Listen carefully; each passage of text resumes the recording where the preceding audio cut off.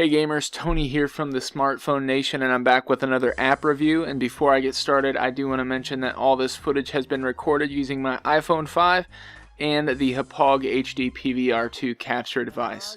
Today I'm taking a look at the game Teenage Mutant Ninja Turtles Rooftop Run. It's a $1.99 universal app.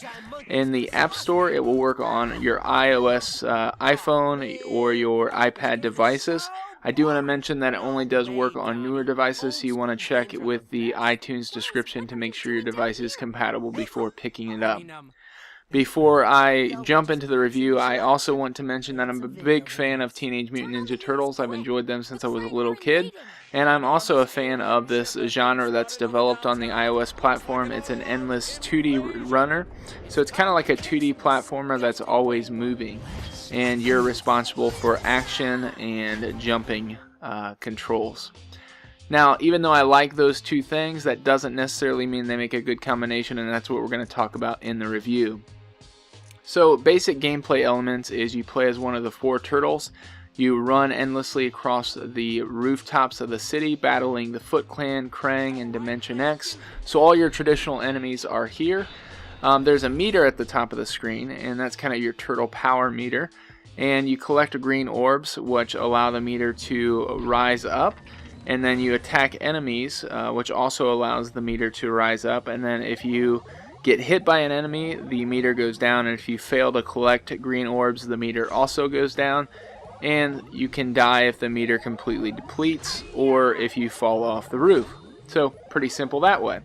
Now if the meter gains all the way to max, you activate Turtle Time, which goes into a quick time event and zooms in to some action events as you fight some enemies.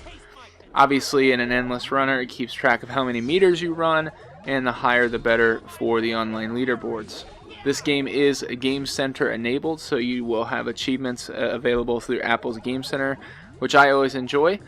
And so those are all the normal things, and probably other than it just being Teenage Mutant Ninja Turtles and the fact that the graphics are pretty good, they're really kind of fun and cartoony, done in the new Nickelodeon style. That's the only thing I like about this game. And the reason this game sucks is because of two major factors. This game sucks because, first of all, it costs $1.99, and when I buy a game on Apple's iOS platform for $1.99, I expect the full game to be in there, and I should be able to unlock anything. Well, some of these companies, like MTV Networks and Viacom International, who publish this game, all they're trying to do is cash in on in-app purchases, which we know in-app purchases can be done well with games like Temple Run, but games like this absolutely piss me off. And that's because they charge $1.99 for the game, and you have to pay out the freaking ass in order to get all the features unlocked for this style of game. And so basically, you're going to be playing with Leonardo the whole time, using none of the power-ups, none of the extra armors, none of the cool unlockables, unless you want to pay money for them. And that shows me that all this company's trying to do is cash in. So that's the first reason this game sucks.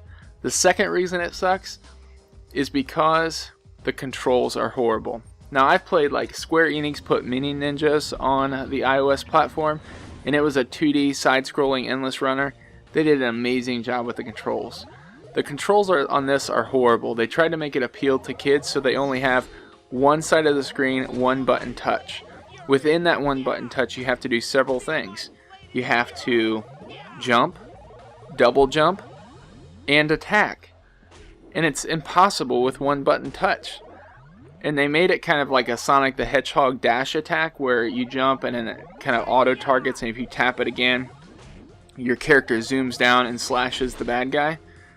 And it just doesn't work. No matter how far you get endless running into the game, eventually the timing is going to be off, and there's going to be some sort of delay, and you're going to fall off the rooftop. No matter how good you are, it doesn't matter. The controls absolutely suck. So overall, I love the fact that they try to do Teenage Mutant Ninja Turtles. I like the genre of the endless 2D runner, but this game really just pisses me off. It just sucks because the controls are bad, and they just are trying to cash in on gamers. So there's tons of other gamers there's tons of other games in this genre. I mentioned Mini Ninjas being one that are really good and I would invest money into. but avoid this one like the plague. Stay away from Teenage Mutant Ninja Turtles Rooftop Run. It absolutely is horrible for those two reasons, and frankly, I think unplayable. This has been Tony from the Smartphone Nation. Thanks for joining me for this review. Make sure you like us on Facebook, subscribe to us on YouTube. Also subscribe to our partner channels, Classic Lead and Review Tech USA. I do this channel with Rich, and have a great day.